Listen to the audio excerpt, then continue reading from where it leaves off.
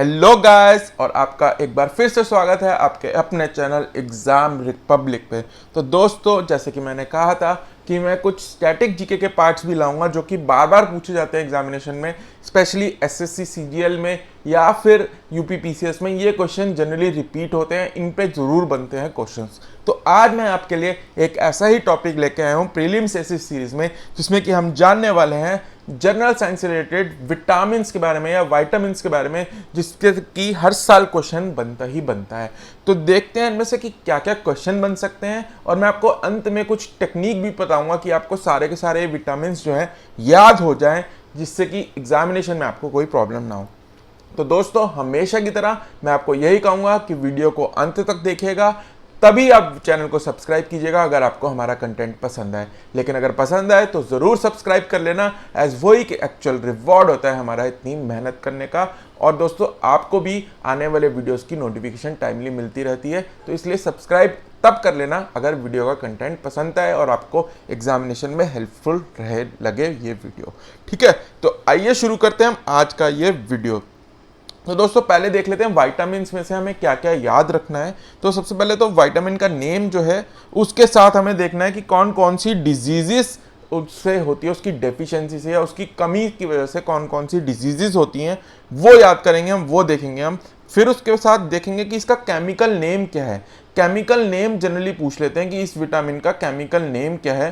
तो ये तीन चीज़ें हमें याद करनी है। जो सोर्सेज हैं कि किस फूड के अंदर कितना कौन सा ज़्यादा विटामिन होता है, वो जनरली कॉमन ही होते हैं। मीट हो गया, मिल्क हो गया, एग्स हो गया, और बाकी जो अलग होते हैं जैसे विटामिन सी के थोड़ा अलग है, डी का अलग है, वो मैं आपको साथ साथ बताता रहूँगा। इंपॉर्टेंट जनरली यही तीन चीज़ पूछी जाएंगी, और इसको याद करने के लिए मैं आपको एक लेटर बताऊंगा, वो आपको याद करना है, और एंड में हम उससे कुछ स्टोरी बना के विटामिन को याद करने की कोशिश करेंगे पिक्चर्स के माध्यम से। ठीक है, यही हमें चेक याद करना है जो एग्जामिनेशन में पूछा जाएगा, इसके अलावा नहीं करना है। तो आइए देखते हैं पहला। तो पहला जो आपको मैं तीन दिखाऊंगा इस स्लाइड में, बहुत ही ज़्यादा इंपॉर्टेंट है, इनमें से क्वेश्चन हमेशा ही बनता है। ठीक है, पहले के तीन और आखिरी के जो चार हैं वो तो बहुत ही इंपॉर्टेंट है। ठीक है, सात तो आपको ये पता होने ही चाहिए, मैं आपको 13 बताऊंगा जो कि इंपॉर्टेंट है। ठीक है, पहले के तीन और आखिरी के चार तो आपको सारे ही याद करना है। तो पहला है विटामिन ए। इसकी कमी से होता है कलर ब्लाइंडनेस या नाइट ब्लाइंडनेस जिसे कहते हैं, और होता है इसका केमिकल नेम रेटिनॉल। तो ये आपको याद करना है, विटामिन ए की कमी की वजह से होता है कलर ब्लाइंडनेस और नाइट ब्लाइंडनेस, और इसका केमिकल नेम है रेटिनॉल, और इससे हमें मिलता है लेटर आर। रेटिनॉल का आर, ये हमें याद करने में आसानी देगा। अंत में हम देखेंगे कैसे। तो अभी आप सिर्फ लेटर याद करिए, इन लेटर के साथ साथ एक स्टोरी एंड में हम बनाएंगे। ठीक है, विटामिन B1, इसकी कमी से होता है बेरी, ये डिजीज है, विटामिन B1 की वजह से होती है कमी, और इसका जो केमिकल नेम है वो है थायमिन। तो थायमिन का टी ले लेते हैं हम। ठीक है, जो बी के अलग अलग वेरिएंट्स हैं वो इतने इंपॉर्टेंट नहीं होते। विटामिन B1 और 2 जनरली पूछा जाता है, लेकिन मैं आपको सारे बताऊंगा क्योंकि उनमें से अगर एग्जामिनर डिफिकल्ट बनाना चाहे क्वेश्चन पेपर तो उसमें से भी पूछ सकता है। तो पहले के तीन तो आपको याद करने ही है, बाकी भी याद कर लेना। ठीक है, फिर आता है विटामिन B2, वेरी इंपॉर्टेंट। इसकी कमी से होता है क्रैकिंग ऑफ स्किन, जो त्वचा है वो फटने लगती है, और इसका जो केमिकल नेम है वो है राइबोफ्लेविन। ठीक, और इसका भी आ जाता है आर। तो पहले जो स्लाइड है हमारा विटामिन का, उससे बनता है RTR। ये आप याद करना, अंत में बताऊंगा इसका सिग्निफिकेंस क्या है। ठीक है, उसके बाद आ जाते हैं हम विटामिन बी के और वेरिएंट्स देख लेते हैं। ये इतने इंपॉर्टेंट नहीं है पर पूछे जा सकते हैं। तो पहला है विटामिन B3, ऑर्डर में ही याद करना। ठीक है, विटामिन B3 की कमी से होते हैं वाइटनिंग ऑफ हेयर, बाल जो है सफ़ेद होने लगते हैं। अब ये कैसे याद रखेंगे हम? ठीक है, तो ये इसका जो केमिकल नेम है नाइसिन। तो इसको याद कैसे करना है कि आपका जो भी अगर कोई जान पहचान में किसी के सफ़ेद बाल हैं तो कह लीजिए इनके अंदर नाइसिन की कमी है या विटामिन B3 की कमी है, आपको अपना भी याद हो जाता है। ठीक, तरीका याद करने का किसी भी तरीके से आप याद कर सकते हैं जिससे आपको आसानी हो। तो इसका आ जाता है N। फिर है विटामिन B5, इसकी कमी से होता है पेलेग्रा, और पी से ही पेलेग्रा है और पी से ही पैंथोथेनिक एसिड इसका केमिकल नेम है। तो हम इसमें से क्या याद कर लेते हैं? पी। विटामिन B5 की कमी से होता है पेलेग्रा, ये पूछा जाता है कभी कभार, पेलेग्रा का पूछ लेते हैं। विटामिन B6, इसकी कमी से क्या होता है? एनीमिया और स्किन डिजीज। एनीमिया क्या होता है? जो आयरन की कमी हो जाती है खून में, तो ये एनीमिया भी करता है B6, और स्किन डिजीज भी हो जाती है, त्वचा का रोग भी हो जाता है। और इसका केमिकल नेम है पायरिडॉक्सिन। तो ये भी हो गया पी। तो यहाँ से क्या वर्ड बना, NPP, पहले से बना RTR। अंत में देखेंगे कैसे ये पिक्चर्स में कन्वर्ट हो जाएंगे वर्ड्स अपने आप। फिर आता है B7, इससे कमी से क्या होता है, पैरालिसिस हो जाता है, ठीक है, लकवा मार जाता है या फिर बाल गिरने लगते हैं। तो अगर किसी के बाल झड़ रहे हैं तो उससे आप कर लीजिए भाई इसमें बायोटिन की कमी है। ऐड में भी आपने देखा होगा जो शैम्पूज की ऐड आती हैं, ऑयल्स की ऐड आती हैं, उसमें केराटिन और बायोटिन बोलते हैं। तो बायोटिन जो है वो हेयर फॉल से रिलेटेड है, इसका जो असली नाम है B7 है विटामिन, और इससे हम याद कर लेंगे B। ठीक, विटामिन B11, इसकी कमी से हो जाता है एनीमिया एंड डिसेंट्री, और इसका जो नेम है वो है फॉलिक एसिड। तो यहाँ से आ जाता है F, B11 is folic acid, ऐसे याद कर लीजिए। B12, इसकी कमी से हो जाता है एनीमिया एंड जॉन्डिस, और इसका जो केमिकल नेम है वो है साइनोको एल्बिम, और इसका जो हो जाता है C। अगर आपको ये स्पेलिंग नहीं भी याद होते ना तो भी कोई दिक्कत नहीं है, क्योंकि जो ऑप्शंस आएंगे पेपर में आपको तो वहीं से टिक करना है ना, इसलिए अगर हमें फर्स्ट वर्ड भी पता होगा तो हम अंदाज़ा लगा सकते हैं कि कौन सा है। इसलिए परेशान मत होना, ऑर्डर में याद करना बस, ठीक है। स्पेलिंग याद ना भी हो कोई बात नहीं, ठीक है। अब आ जाते हैं हम जो बचे हुए 4 हैं, बहुत इंपॉर्टेंट है। जैसे मैंने कहा था पहले के 3 इंपॉर्टेंट है और आखिरी के 4। तो पहला जो है इसमें से है विटामिन C, और इसकी कमी से क्या हो जाता है, स्कर्वी या swelling and bleeding in gums, सूजन और मसूड़ों से खून आने लगता है। तो ये है विटामिन C की कमी से होता है, और इसका जो केमिकल नेम है वो है एस्कॉर्बिक एसिड, और ये इसको हम A से रिप्रेजेंट कर देते हैं। अब क्या है कि जो विटामिन C, अब इसके सोर्सेज क्या हैं, जो खट्टे प्रोडक्ट्स होते हैं, लेमन, ऑरेंजेस, इनमें सबसे ज़्यादा विटामिन C होता है। और एक बार यूपीपीसीएस में पूछा गया था कि सबसे ज़्यादा किस प्रोडक्ट में विटामिन C होता है, ऑप्शन सारे थे लेमन, ऑरेंज, और उसमें एक ऑप्शन था आंवला। तो इसका सही आंसर होता है आंवला। विटामिन C का सबसे बड़ा सोर्स जो है वो है आंवला, याद रखना। A से एस्कॉर्बिक एसिड, A से आंवला।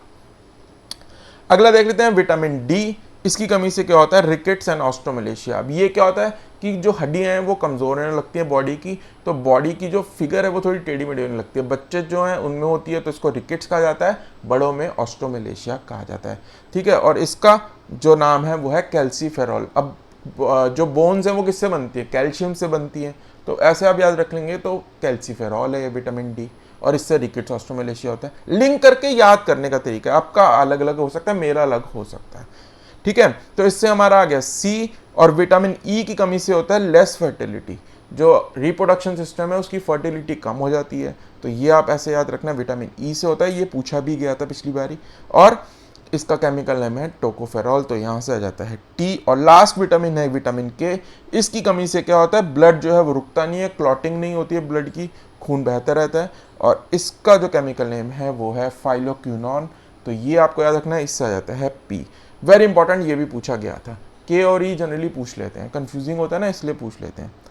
अब आ जाते हैं हम पिक्चर्स के ऊपर। जो हमने वर्ड्स याद करें उससे कुछ पिक्चर बनाने की कोशिश करते हैं जिससे आपको याद हो, कुछ ट्रिक की वजह करते हैं। तो पहली स्लाइड में था RTR। अब RTR क्या है, एक TVS की बाइक आई थी RTR 360 या 160 ऐसे कुछ थी। तो अब याद कर लीजिए RTR बाइक आ गया पहली पिक्चर, ठीक है। तो सबसे पहला आपको ये हो गया R फॉर, इसमें से हो गया आपका रेटिनॉल, थाइमीन, राइबोफ्लेविन। क्या ऑर्डर है, A, B1, B2, ठीक है। उसके बाद आ जाते हैं सेकंड NPP। NPP क्या है, नेशनल पॉपुलेशन पॉलिसी।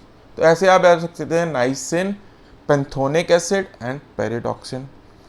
फिर आ जाते हैं BFC, यहाँ मैंने थोड़ा चेंज करा, KFC को BFC कर दिया। तो B से क्या बताया था मैंने आपको, बायोटिन, बालों के लिए, ठीक है। F से फॉलिक एसिड, C से साइनोको एल्बम। तो ये B के सारे याद हो गए आपके। अब बचे आखिरी के 4। आखिरी के 4 तो बहुत आसान है याद करना।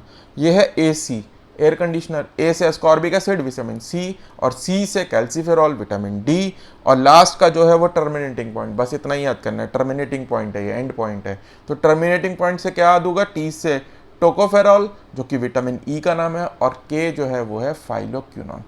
ये आपको ऐसे पिक्चर्स के माध्यम से अगर आप याद कर सकते हैं, जनरली याद रह जाती है एग्जामिनेशन में पिक्चर्स, इसलिए मैंने ये ऐड कर लिया। मैं तो खुद जो फर्स्ट अल्फ़ाबेट है उससे ही याद कर लेता हूँ। अगर आपको फर्स्ट अल्फ़ाबेट से थोड़ी कन्फ्यूजन होती है तो ये पिक्चर्स के माध्यम से आप ऐसे ग्रुप करके भी आप इन्हें याद कर सकते हैं। अब लास्टली कुछ जो इंपॉर्टेंट पॉइंट्स हैं विटामिन से रिलेटेड जो पूछे जाते हैं कभी कभार, वो मैं आपको बता देता हूँ, वो देख लेते हैं फटाफट से, ज़्यादा टाइम नहीं लूँगा। Invented by sir FG Hopkins. इसका जो विटामिन को इन्वेंट किया था FG हॉपकिंस ने। और जो टर्म है विटामिन, इसको नाम किसने दिया था अगर पूछा जाएगा तो वो है कॉस्मिर फंक। ये आपको 2 नाम याद रखने हैं।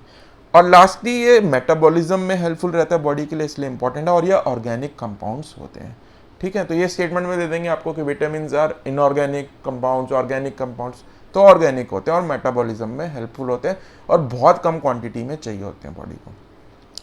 फिर ये पूछ लेते हैं कि ये विटामिन पानी में सॉल्यूबल है या फैट में, तो ये जनरली पूछ लेते हैं। तो आपको ये याद करना है पानी में कौन कौन से हैं, बी और सी। अब सी तो आपको याद हो जाएगा कि भाई सी लेमन है, पानी में मिला के पी लेते हो आप, तो विटामिन सी जो है वो वाटर सॉल्यूबल है, यहाँ से आप ऐसे याद कर सकते हैं। इसके साथ में बी है, बी क्यों है, क्योंकि बी के बहुत सारे वेरिएंट्स हैं, हमें बैलेंस करने के लिए चाहिए, क्योंकि फैट वाले में ऑलरेडी बहुत सारे हैं। ए डी ई के 4 विटामिन फैट में सॉल्युबल होते हैं और पानी में सिर्फ 2 ही होंगे, तो बी के अलग अलग वेरिएंट्स ज़्यादा हो जाएंगे, इसलिए वो पानी में है। तो बी और सी पानी में सॉल्युबल है और बाकी के जो बचे वो सारे के सारे जो हैं वो फैट सॉल्युबल हैं, ये पूछा जाता है। फिर लास्ट स्लाइड है ये, इसमें देख लेते हैं क्या क्या इंपॉर्टेंट है। कोबाल्ट जो है वो विटामिन B12 का सबसे ज़्यादा सोर्स होता है और जो बॉडी है वो हमारी सिंथेसाइज नहीं कर सकती विटामिन को, मतलब अंदर नहीं बना सकती सेल्स के अंदर, सिर्फ डी और के जो है बॉडी में बन सकते हैं। डी विटामिन आपको पता ही है, धूप में खड़े हो जाते हैं तो बॉडी अपने आप प्रोड्यूस करने लगती है, स्किन में प्रोड्यूस हो जाता है vitamin D.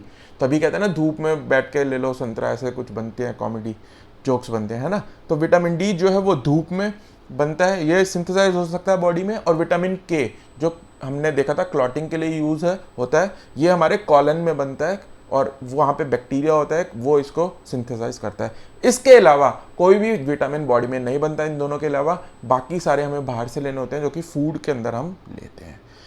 Calcium, vitamin D मैंने बता ही दिया, कैल्सीफेरॉल है तो कैल्शियम ऐसे याद करना है आपको। तो deficiency of calcium is deficiency of vitamin D.